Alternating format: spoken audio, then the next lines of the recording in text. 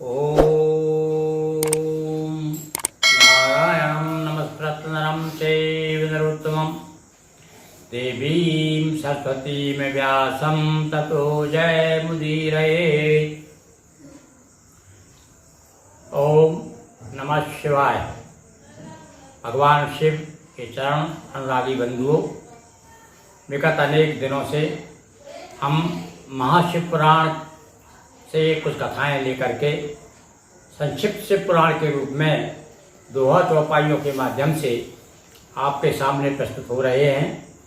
और विगत दिवस हमने देखा ही किस प्रकार से सप्तऋषि जो है पार्वती की परीक्षा लेने के लिए भगवान शिव की प्रेरणा से पहुंचते हैं, और वो जब लौट के आते संदेश देते हैं कि पार्वती का प्रेम सच्चा है, फिर भी भगवान शिव के हृदय में उनके प्रति अनुराग जागृत होता है और उनका मन नहीं मानता। तो सप्तऋषियों को भेजने के बाद भी भगवान शिव स्वयं जो है एक जटिल बन करके, एक साधु बन करके, एक ब्राह्मण बन करके, एक वृद्ध ब्राह्मण बन करके जटिल के रूप में और पार्वती के पास जाते हैं।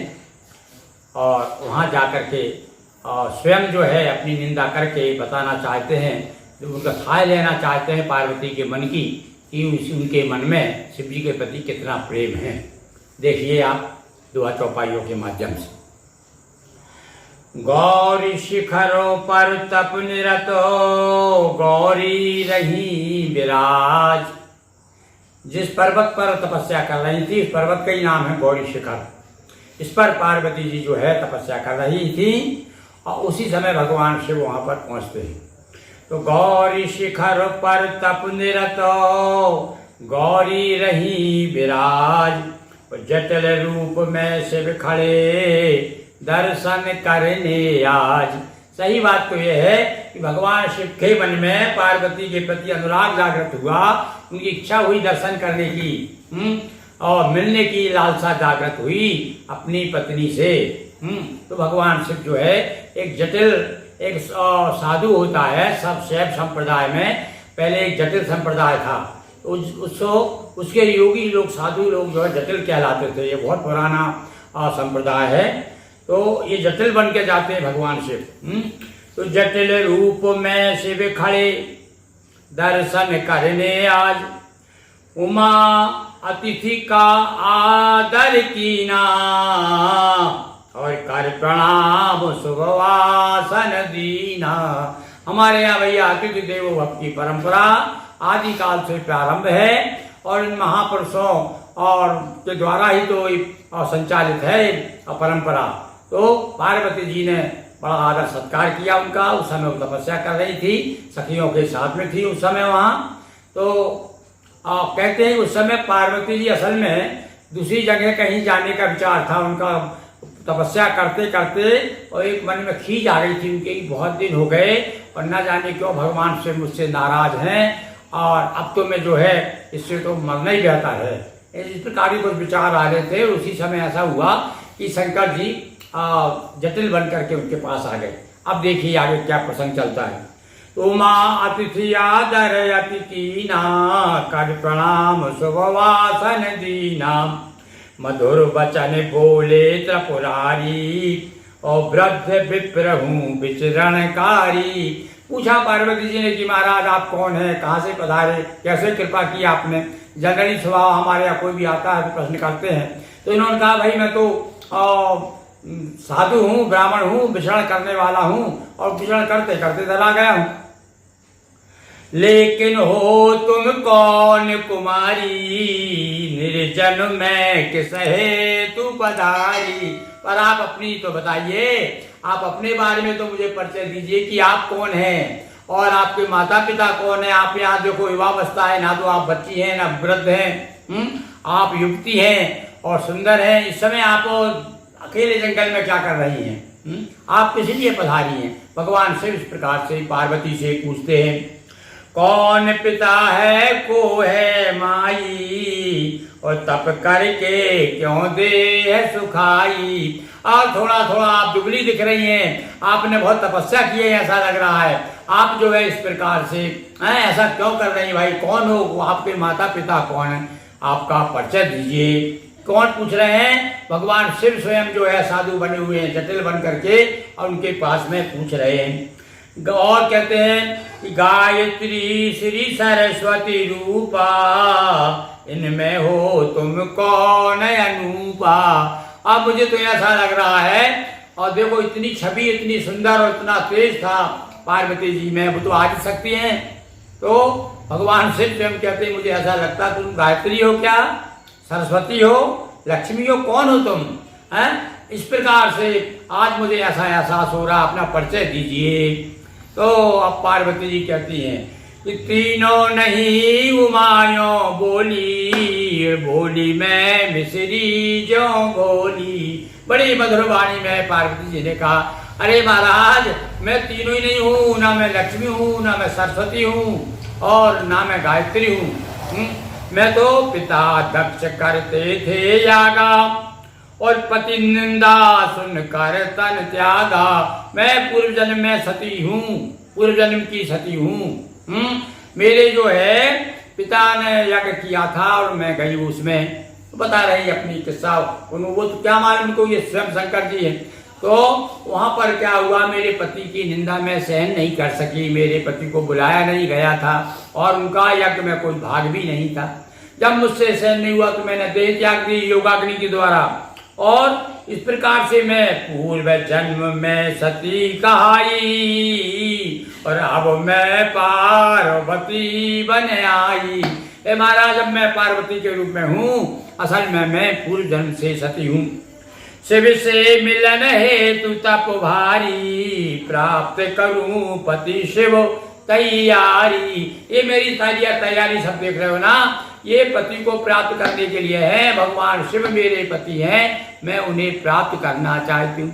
अभी बीच में हुआ क्या था कि माता पिता ने, इनके माता पिता ने, जब नारद जी ने कहा कि इनको तो भाई इनके पति तो शिव जी हैं, और ये शिव जी की सेवा करे तो प्रसन्न हो जाएंगे शिव जी, तो इनका वर्ण कर लेंगे।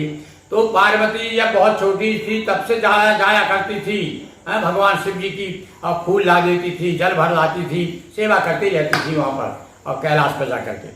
तो जब ये बड़ी हो गई उसके बाद सेवा करती रही, और उसके बाद में भगवान शिव ने बिल्कुल इसकी की तरफ ध्यान नहीं दिया, क्योंकि तो बच्ची थी, इधर बिल्कुल ध्यान नहीं दिया, और ये तो सती के विरह में इधर उधर घूमते रहते थे। एक बार इनके मन में आया तो इनको छोड़ करके, जब ये युवावस्था को भी प्राप्त हो गई थी पार्वती जी, और इनको छोड़ करके चल दिए। अब पार्वती इनके विरह में व्याकुल हो गई और ये तपस्या करने लगी। तो इन्होंने कहा कि मैं इस प्रकार से अपने पति, मेरे पति चले गए हैं मुझे छोड़ करके, मैं उनकी सेवा कर रही हूँ, उन्हें नहीं मालूम कि मैं उनको पति के रूप में चाहती हूँ, तो मैं उनको प्रसन्न करना चाहती हूँ। शिव से मिलन हेतु तप भारी, प्राप्त करूं पति शिव तैयारी। घोर तपस्या करने पर भी और प्राप्त नहीं हो पाए शिव जी। मैंने बड़ी कठिन तपस्या की है, और बताया है भैया रामचरितमानस में लिखा है ना कि कुछ दिन तो महाराज बीज पत्ती खा करके रही, और उसके बाद में तो उन्होंने बीज पत्ती खाना भी छोड़ दिया, तो इसलिए उनका अपर्णा नाम पड़ गया। और कुछ वायु का भक्षण करना तक छोड़ दिया था। बड़ी कठिन तपस्या की भगवान शिव को प्राप्त करने के लिए पार्वती जी ने। तो इसलिए अब तो मैं, भगवान शिव मुझे प्राप्त नहीं हुए, मैंने बड़ी तपस्या की है, अब तो मैंने मरने की विचार कर लिया है, मरने का सोच लिया है। अग्नि प्रवेश करूं अब ठाना, और जीवित नहीं रखूंगी प्राणा। हे महाराज तुम देखो ऐसे मौके पे आयो, अब मैं जिंदी नहीं रहूंगी, मैं मर जाऊंगी, ऐसा सोच करके, और जाए आप मरूंगी जल कर। हे महाराज आप तो जाइए, मैं तो मरना चाहती हूँ। और अग्नि प्रवेश कीन्यो कहकर, इतना कहते ही पार्वती ने अग्नि में प्रवेश कर लिया। क्योंकि भाई अग्नि प्रवेश की कथाएं हमारे यहाँ बड़ी विचित्र विचित्र कथाएं हैं। अर्जुन के बारे में तो बताते हैं कुछ भी हो जाता था कि ऐसा नहीं कर पाऊंगा मैं, जद्दत को नहीं मार पाया शाम तक, तो मैं अग्नि में प्रवेश कर जाऊंगा, जल के मर जाऊंगा। इधर सीता जी के बारे में कहते हैं कि अग्नि में प्रवेश किया सीता जी ने। तो सीता जी के बारे में बताया कि जब सीता जी लौट के आई लंका से, और जब अग्नि में प्रवेश किया, तो तुलसीदास जी लिखते हैं कि उस समय अग्नि जो है चंदन की तरह शीतल हो गई थी। और यही बात यहीं पर वही किस्सा यही होता है कि जो ही अग्नि में प्रवेश किया तो अग्नि ने अपना जो स्वभाव छोड़ दिया, अग्नि भी शीतल हो गई। आओ शीतल हो गई मतलब कहने का ये हुआ कि पार्वती जी जो है किसी प्रकार से पार्वती को कोई नुकसान नहीं हुआ।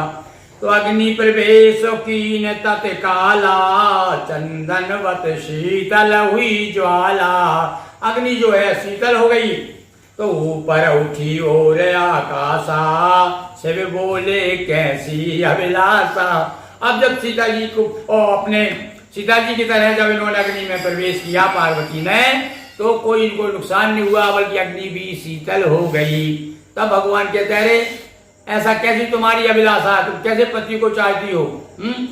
हाँ, तुम्हारी तपस्या तो ठीक है भाई, तपस्या का बल रहा तो इसके कारण तुम जली नहीं, किंतु तुमको पति तो प्राप्त नहीं हुए, इसलिए तुम्हारी तपस्या तो निष्फल है। तप बल अग्नि हो गई शीतल, और लेकिन मिला नहीं क्यों तप फल। अरे तपस्या का फल तो जब था जब तुमको तुम्हारी पति मिल जाती। इस प्रकार से भगवान शिव जो है स्वयं कह रहे, शिव जी से तब विजय सखी, बोली वचन उचार। अब क्या कहती है? और शिव को पति के रूप में चाहे सखी हमार। अब जो है जब इस प्रकार से कहा कि तुम्हारी तपस्या तो निष्फल हो गई, तब सही सही बताओ। तब ये जो सखी थी, इनकी विजया नाम की एक सखी, तो वो जब पूछते हैं सही सही बताओ तुम्हारी बात है क्या, है तुम वाकई में, तब उसने भी यही समर्थन किया, कहती है कि हाँ मेरी सहेली जो है शिव जी को पति के रूप में ही चाहती है। और शिव जी से तब विजय सखी, बोली वचन उचार।